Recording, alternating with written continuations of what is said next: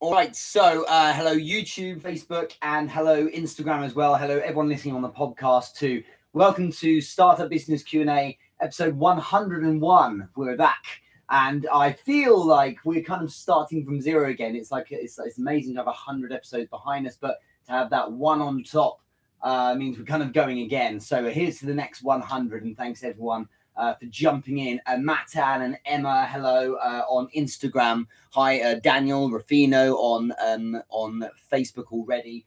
It's really great to be here. It was wonderful last week. Last week was insane. I had such a good time. We had something like 300 plus people watching that watched the live stream on Facebook alone. I think after about 24 hours, I was really pleased about it. Neve, hello. Ezrago Kotepe, apologies if I say your name wrong, and I see you on Instagram too.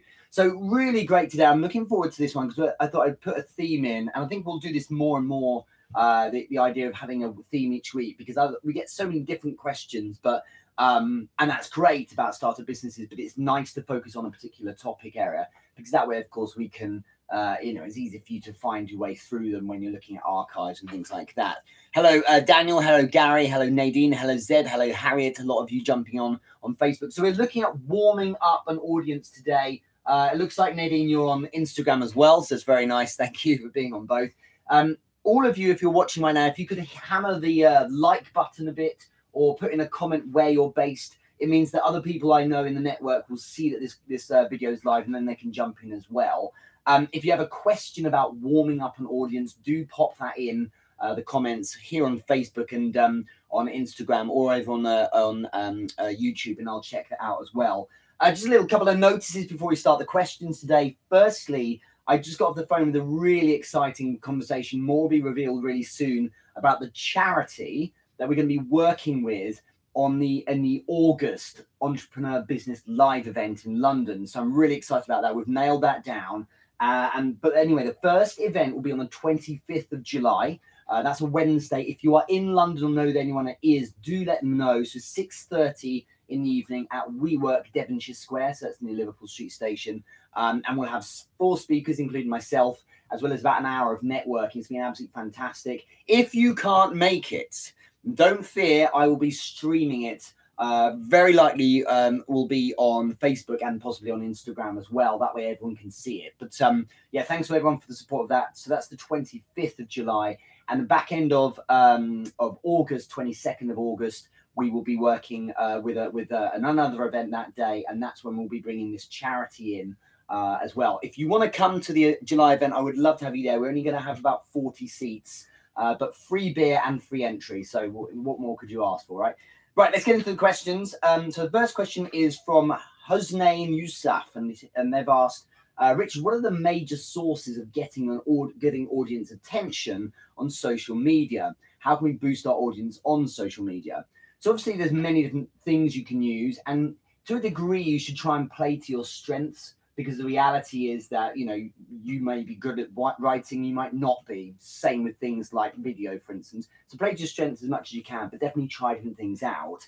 I think there are sources of getting audience attention, but really what's important is the thing that sits underneath it. And this is the reason why I see people putting out content, for instance, on LinkedIn, every single day, content going out and no one engaging with it.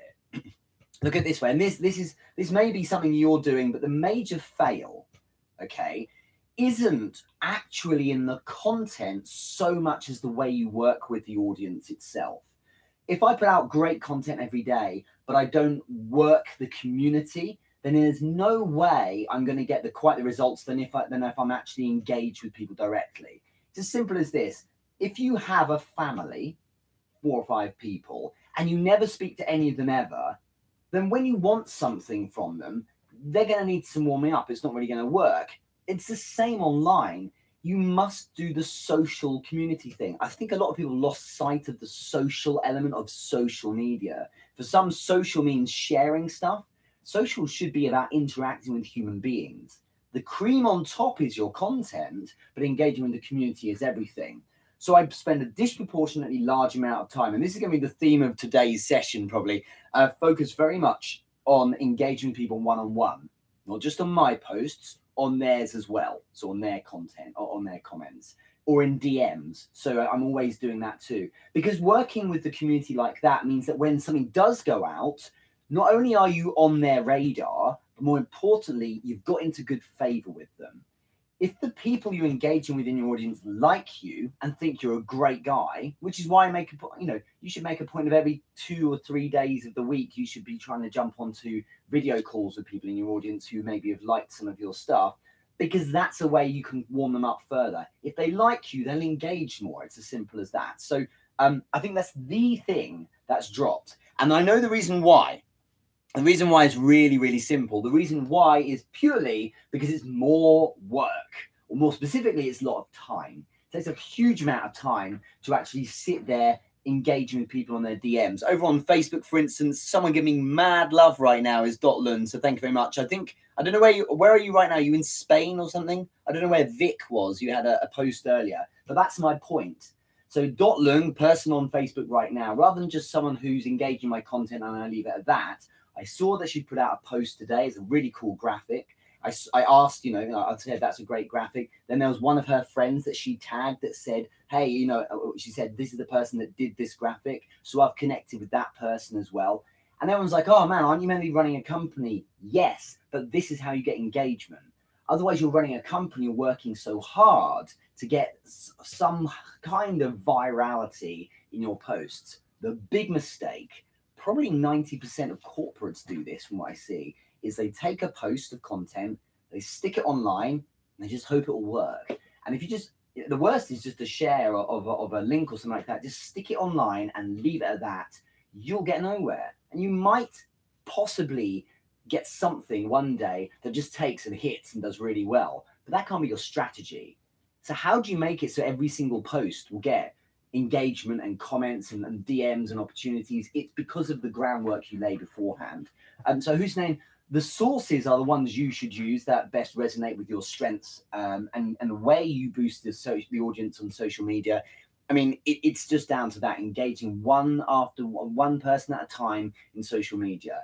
Yes, it's a lot of work, but the point is that you get a lot more from it than just engaging with those people. So if I engage heavily with 5 or 6 people, it doesn't mean that's all I'm going to get, because them looking at it means that their network will look at it. Okay, it means that it gets shared around. Then that person might tag me or share a post about me, and it goes a lot further than that. So someone put it really well last night. They sent me a message and said, I think I can see what you're doing. What it is, Richard, is like you're trying to give great value so that those people really like you and then go out into the world and talk about you. It's like you're sending out disciples. It sounded like I'm setting some kind of cult up. That's not the case at all. If you earn it without asking for it, if you earn it, then people will want to talk about how good you are or what kind of impact you're bringing. It really is as simple as that. So that's the way I'd look at it. Eileen, thank you very much for your comment on Facebook. Nadine, hello to you from Ottawa in Canada. So happy Canada Day. Is anyone else here from Canada on Instagram or on LinkedIn? I hope you had a good day yesterday. It sounded like it was really hot. So there's the answer to my question for you, whose name. Next question is from Anna Soricho. What's the best way to warm an audience outside of the office? This is the same thing. Get social, right? Face-to-face meetings are mind-blowingly effective. If you look at networking sessions, the big win at the moment is the LinkedIn locals, because that's these kind of unofficial events that pop up. There's no pressure, there's no speaking or anything. It's just being there and speaking to people who have all got this common interest of being on LinkedIn. If you go to Eventbrite, type in LinkedIn local, you're going to see loads of them in your area. And it's just worth doing that kind of thing, because you end up with people who are like-minded usually, who want to connect. And that's a great way of building an audience that way. An alternative is run your own event. That's what I'm doing, because those that see all the marketing will be done through social media. That's it. So those that see the marketing will be aware of me and my content. And therefore, when they come to the event, that's a bit of a captive audience. As a result, is a good way of warming them up, because then you get to speak. And then, of course, you get to engage with them afterwards. It's all very much a case of saying, like, how do I get them in one place? But there's nothing wrong with having a meeting, a quick coffee with someone each day. I said to someone recently this, because I said, every lunch hour, for instance, you have an opportunity to have a coffee with someone or to have lunch with someone. If you're having it by your own, I think it was Grant Cardone that said it once. He's like, never have lunch with someone, you know, who can't help you with your business. And, you know, I think it's a good way of looking at it. At the very least, people who can help you up here, even if it's not directly buying a product. Or if you're hiring, you know, go sit down, have a kind of a interview of sorts, or catch up with someone who might be able to join you or work with you in the future. I think your lunch hour is a really profitable time because you go and have a coffee with someone, you have your food anyway. I'm forever saying, you know, meet me at this time for about half hour. We can have a quick bite to eat. And, you know, it's an opportunity just to cram more people in. If I'm in London with a client, you know, I often have, say, about 50 minutes between finishing up and getting a train. So why not have a coffee then? And, you know, there's a lot of coffee being drunk, right? There's an excuse to do that. But I think it's nice to do because it's a way of warming them up bit by bit. The problem for many is they're impatient, right? And so what happens is they say, look, the issue here, Richard, with this idea is that you're doing one person at a time. I don't want to do one person at a time, I want to do loads. Well, then you do your Facebook advertising as well. But the point is, if you met with one person 3 days a week, that's still 12 in a month, right? Which is still 144 in a year. And they do add up. And again, it's not about that one person. It's about the impact you have on them, which then is a seed that's planted to other people. I think almost every week I bring up the person at my Taekwondo school years ago who joined, loved it so much she then got a tattoo of the club logo and then told all her friends about it. Seth Godin calls these people sneezers. And what happens then is there's like, you know, you've got to join this club and your marketing is done for you. But that's how an audience is warmed up nicely because of word of mouth there as well. So I would suggest that, but also get on their social feeds, Anna. So if you're only seeing people in meetings or by email or even by video call in your office, get on their social side as well. So hop onto LinkedIn, DM them, have a chat, and then you can see them on Instagram as well. And all of a sudden, you're much more embedded in that person's world beyond just having your kind of email or whatever business kind of communication you normally have. So hope that helps. And shout out to Anna Suricho. She is kind of business partnering with me and helping me build the Entrepreneur Business Live events. It's really kind of you to do so. Let me know what time of day it is where you are as well. I'm interested in that because some people are getting up nice and early. I see a meter on Instagram here. I think you're over in Thailand. So thank you very much for getting up so early. Emily, hello again from Colchester, Golders One on Instagram. And we're talking about warming up an audience today, Emily. So if you have a question for that, do let me know or hammer the like button if you can hear me okay. Let's go on to the next question from Nadine Langlois. She's asked, at what point and to what kind of person would you recommend hosting a weekly Q&A similar to what you do? And what are the benefits of doing so? And who would you discourage from doing it for what reasons? About 4 weeks ago, I was asked a similar question in a way. It was someone who was saying, I'm thinking of starting a blog. Should I do it? And I said, actually, it shouldn't be a case of should you do it or not. It should be do the blog and then decide how you do it, because you need to get some data, right, based on if the industry is interested in you or if the audience cares that much. I know I should continue my Q&A because I've got to 101 episodes because people seem to be showing up every week and listening to it and asking questions, right? So that's called feedback. And that's the same kind of thing here. So I recommend to everyone they should start a Q&A, but with a caveat.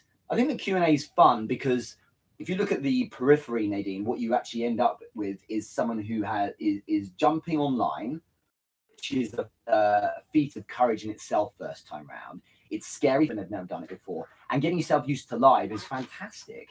Also, what it does, it allows you to build practice behind speaking to people in the moment. As I said in the past, there's no production here. I can't pause it and do a retake if I answer a question wrong. So to go live for an hour in front of people who literally could be anywhere, someone here from India, from Thailand, from the UK, people all over the place, to be able to sit in front of them and answer questions means you need to back yourself. So that's the thing I'd say. And ask me anything kind of Q&A is a great idea. The caveat I'd say is just be careful about what you're going to focus on, because there's a lot of people who do Q&As with no experience not being a practitioner with no skin in the game at all. And the result of that is they might give out bad advice or the wrong advice. There's not really wrong advice, it's just bad advice. And I think what you end up with then is people spouting things that maybe are unwise to do. And so I think it is a great idea if you know what your strengths are.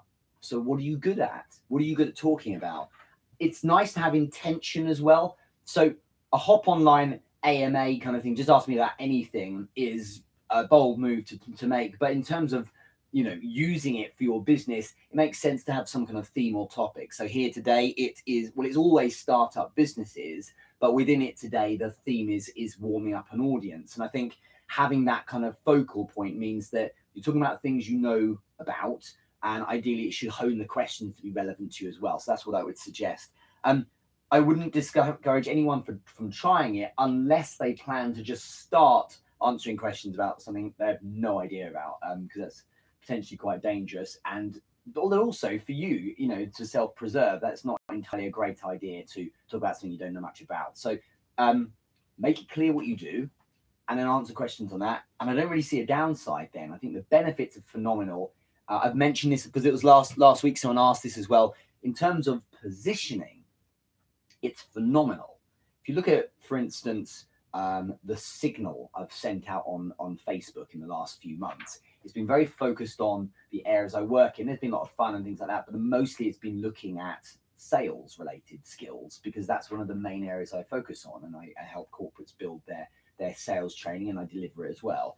And so increasingly now it's popping up in different posts and things that people are like, hey, Richard, I'll tag you because you're a sales coach, or some reason was like, Richard, you're my man for sales. And, you know, it shows that, you know, that you're positioning yourself right when that happens. And so by doing a Q&A, especially against the topics such as startup business, or in this case, warming up an audience, you're positioning yourself as someone who's in that space. And that's really valuable, because in those moments, when someone needs you, you're there, okay? Because you're warming the audience up.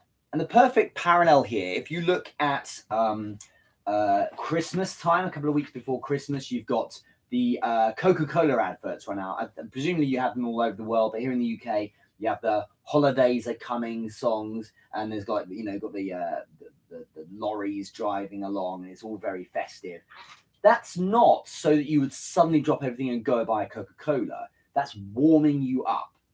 What that is doing is positioning Coca-Cola as the festive drink for you, just dropping that seed in your brain, which is why it's several weeks out ahead of Christmas. So the tune gets into your head, so you keep thinking about it, so that when the time does come for the £200 shop, or $300 shop, or whatever, a week before Christmas, you're reaching for Coca-Cola rather than Pepsi. That's the idea, at least. So warming up your audience starts quite far out as well. And so here, for instance, it may well be that most people who watch this stuff don't do anything.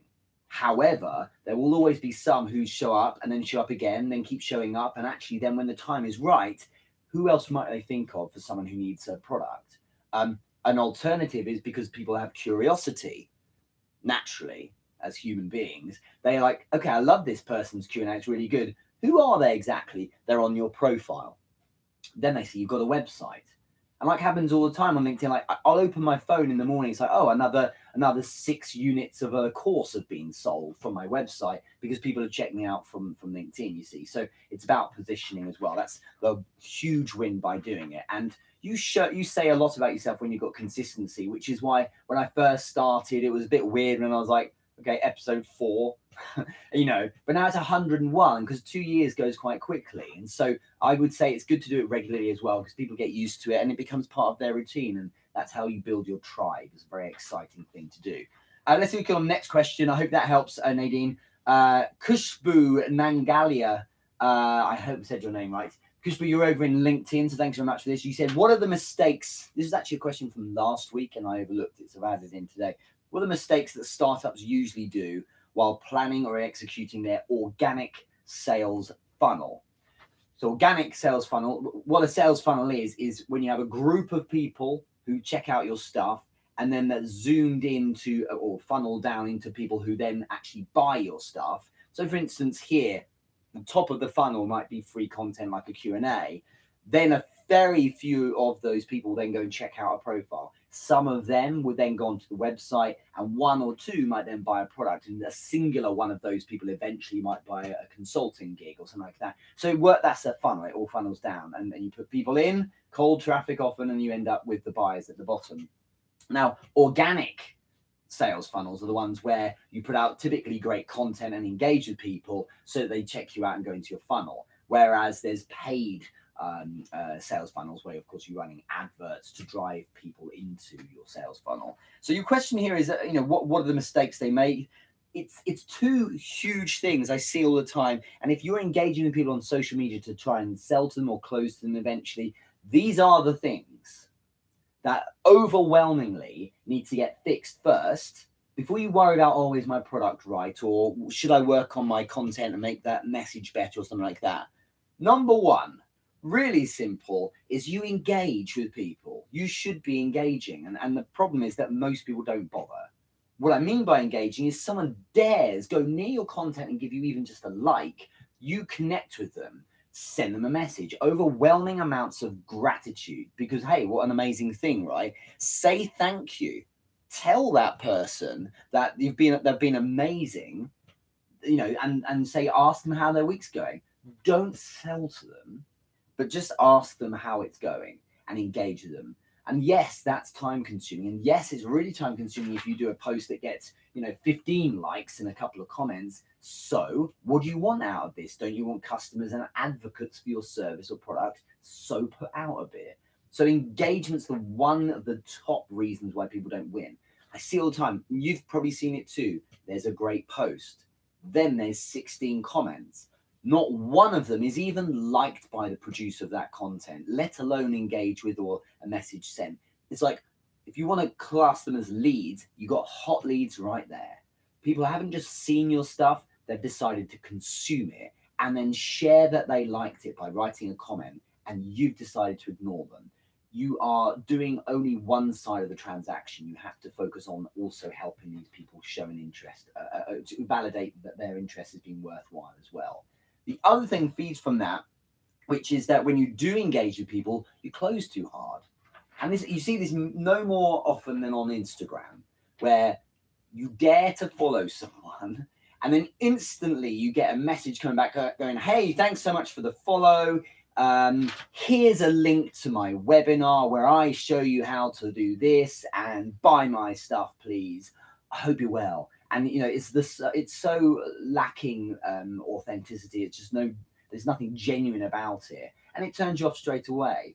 Remember this: people hate to be sold to, but they love to buy. So when the time's right for them, that's where you need to be ready. But they hate being sold to. So closing too hard is the second thing. So no engaging, but also closing too hard. Don't put any pressure on. Take your time. This is social. Okay, there's a difference. I used to do in the cold calling and hard closing and things like that. It was really difficult to do to start with, because you've got to do it in a way that doesn't piss people off, and it's hard. There's an art to it, and I think people are trying to close on the first message.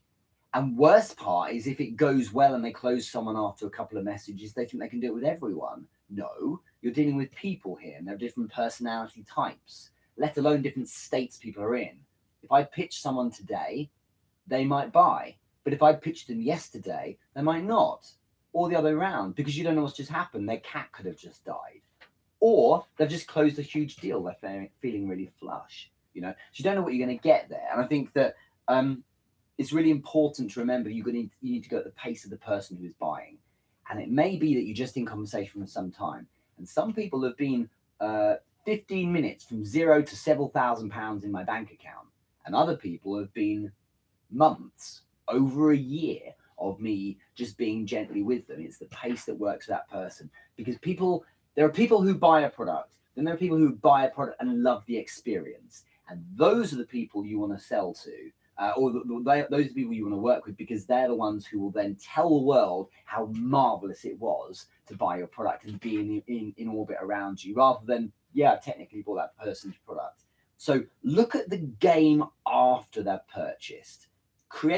Someone once called it Rolls Roycing your customer, romance them through a process so they feel so amazed by you that buying is incidental, but they want to go out into the world and evangelize about how great you are. Earn that. You only earn it by putting out and having conversations with these people. So it's not just content production, it's everything else. And there's a saying which is 10% content, 90% distribution. I kind of think it's 10% content, 30% distribution, 60% engaging with an audience and community to keep them really happy with it. But obviously that feeds into distribution as well. Great question, Khushbu.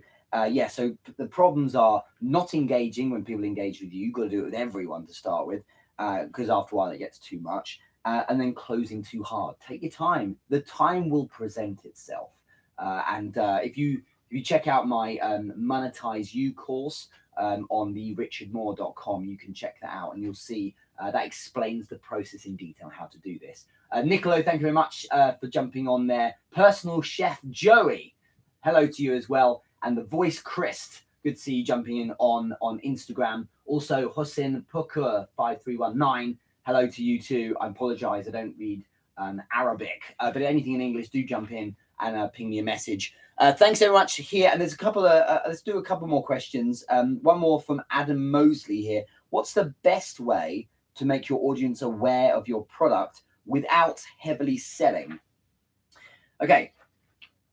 So if you don't want to sell to people, focus, out and out, and you're probably getting it by now based on the tone of this whole session. You want to warm them up, I believe, by putting out great content that just provides value. Help without agenda is the way to look at it. If you want to then drive adverts, rather than advertising your product, put money, this has really worked for me, hello there, Hussein, put money behind the content. So if I write a blog post, right, I'm not going to have that on my website and then run some ad saying, hey, come buy my stuff. I'm going to run an ad promoting that blog post. Because here's what I believe right now, this is what's worked for me a huge amount, is if you put money and time behind distributing your content, and if you are great enough, not good, good is average, remember, so you need to be great. If you're great enough, what's going to happen is that people fall in love with the content because there's no pressure and all you're doing is helping. Not only are they telling all their friends and family about you, but we move then to a place where they want to buy from you because who else could it possibly be with content that strong? In addition, you have to have, if you checked it out recently, I put out this short video last week on pure signal. Your signal must be really pure, as in all that content, all that noise must be about that one thing you do. Okay? So don't go posting videos of cats playing xylophones if you're a hairdresser, because it's going to not necessarily resonate. Sure, have fun with it, but try and keep the signal fairly pure, because then people really get and aren't confused about what you're doing. What will then happen is that they will naturally be warmed to coming back to you. You put ads against it if you want to spend money at them, and that will drive people to see you even more, but based on, a love of that kind of content rather than hoping your advert's going to be strong enough to get people to buy something straight away. It's not really a good play.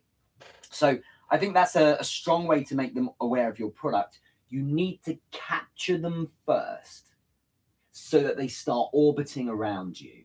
You capture with high quality, value-led content, and then they're in your space.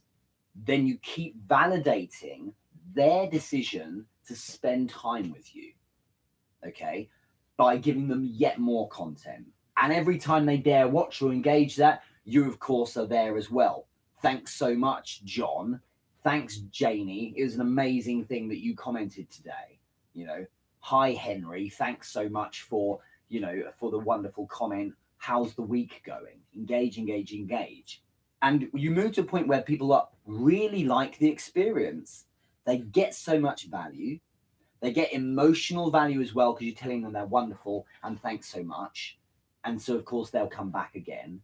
Meanwhile, because they're so into you, the voyeuristic, natural human curiosity element of their brain is going, who is this person I'm getting so much from? And then they're checking you out. Make sure it's a frictionless process then to go through and buy your product, because that's where they'll end up doing it. And then you get people saying, hey, can we hop on a call? Hey, I'd like you to work with me. hey, could you help with something? I'm interested in buying your product. Could you tell me a bit more? And then you get these opportunities, and that's massive. Okay. Heavily selling is dangerous. What I would suggest you do is make one of the things, one of the, maybe like a bottom at the bottom of a post or a PS or something, or put it on your site or profile. If someone wants to hop on a call with you, you can do that. And then when they're in love with you and hop on a call with you and are feeling receptive because they love your stuff, you're now in a better position where you can say something like, how do you think I might be able to help you? And it's a really easy question to ask because that person wants to tell you yet more about how you can help them. And now we're in a wonderful position where closing is as simple as helping them buy rather than selling to them. Okay, closing is as simple as helping them buy rather than selling to them. I think we'll finish up there. Unless anyone's desperately got a question, we'll finish up. Thank you so much for everyone listening. It was a quick half hour today, but I wanted to get something out because I've got quite a lot of meetings coming up. Be on the watch out. If you're not connected with me on LinkedIn, I really want you to go there. I'm very active there at the moment. So, well, I'm active everywhere, of course, but linkedin.com/Richard James Moore, MWRE. Join me there. I'd love to connect with you. Also, check out my free Facebook group. It's 3,500 people there now. We went through 3,500 last week. It's called Entrepreneur Business Group even. And we've also got Entrepreneur Business Club you can learn about. But the event in London, if anyone is in London, I'd love to hear from you, and you can come along for free, have a free beer and meet me, and we'll catch up. And then, of course, we can do a bit of networking as well. That's on the 25th of July in London at WeWork Devonshire Square. In the meantime, I have a massive Monday. I, as always, love that you guys have all decided to jump on today. Thank you so much. Give me a thumbs up if it's been valuable today. Any other questions retrospectively on warming up an audience, let me know and we'll jump onto those. And otherwise, thank you so much. Check out the podcast as well on the richardmoore.com. And you can hear the audio version of this. But otherwise, have a massive week. Take care, and I'll see you all very soon. Thank you very much. We'll end the conversation on LinkedIn. Sorry, on YouTube and on Facebook, and find the off button somewhere on Instagram.